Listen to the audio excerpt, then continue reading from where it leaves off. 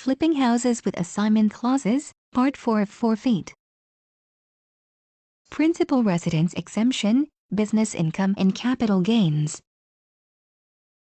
If you want to flip houses with assignment clauses for a profit, take a careful look at the criteria the Canada Revenue Agency (CRA) will consider when taxing you.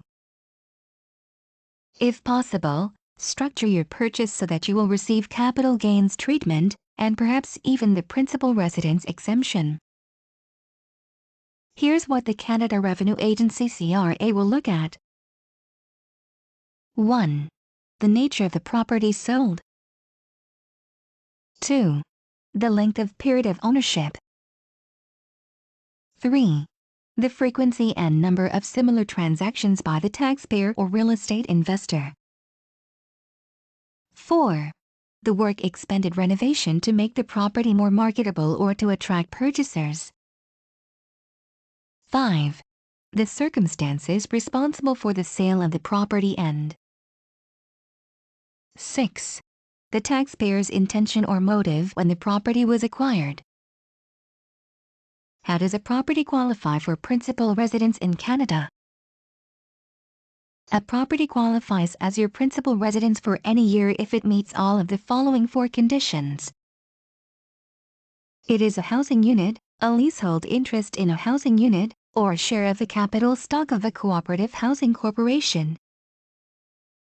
You acquire only to get the right to inhabit a housing unit owned by that corporation. You own the property alone or jointly with another person.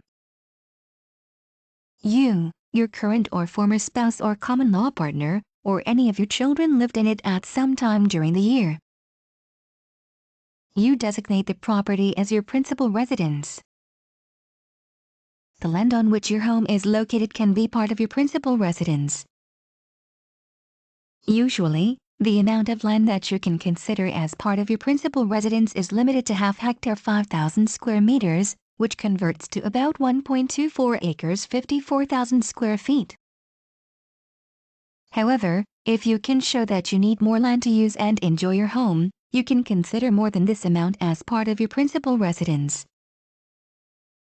For example, this may happen if the minimum lot size imposed by a municipality at the time you bought the property is larger than half hectare. Principal residence exemption (PRE).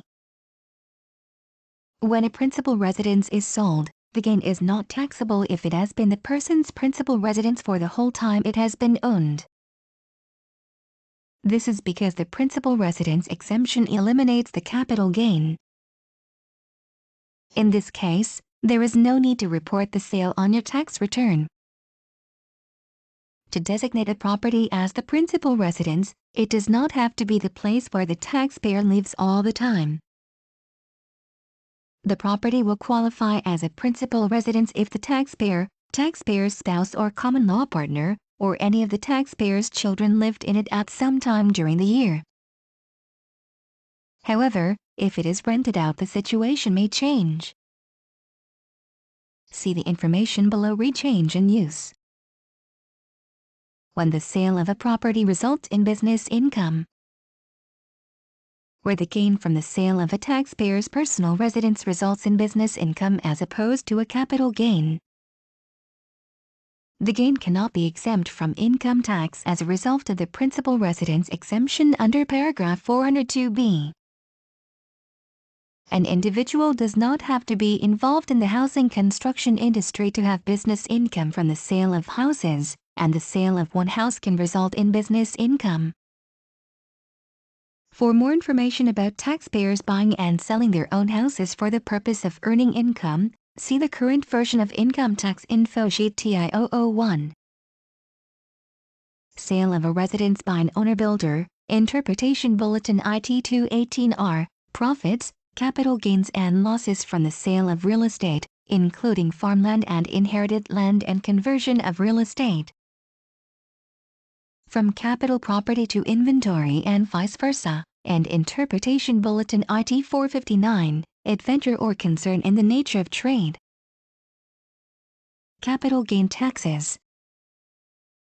Capital gain: you have a capital gain when you sell, or are considered to have sold, A capital property for more than the total of its adjusted cost base and the outlays and expenses incurred to sell the property. Capital loss. You have a capital loss when you sell, or are considered to have sold, a capital property for less than the total of its adjusted cost base and the outlays and expenses incurred to sell the property. Contrary to popular belief, capital gains are not taxed at your marginal tax rate. Only half of the capital gain on any given sale is taxed, all at your marginal tax rate, which varies by province. On a capital gain of $50,000, for instance, only half of that, or $25,000, would be taxable. For a Canadian in a 35% tax bracket, for example, a $25,000 taxable capital gain would result in $8,750 taxes owing.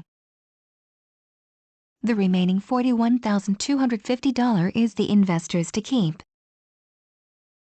Capital gains versus capital losses. There are several ways to legally reduce, and in some cases avoid, capital gains tax. Some of the more common exceptions are detailed here.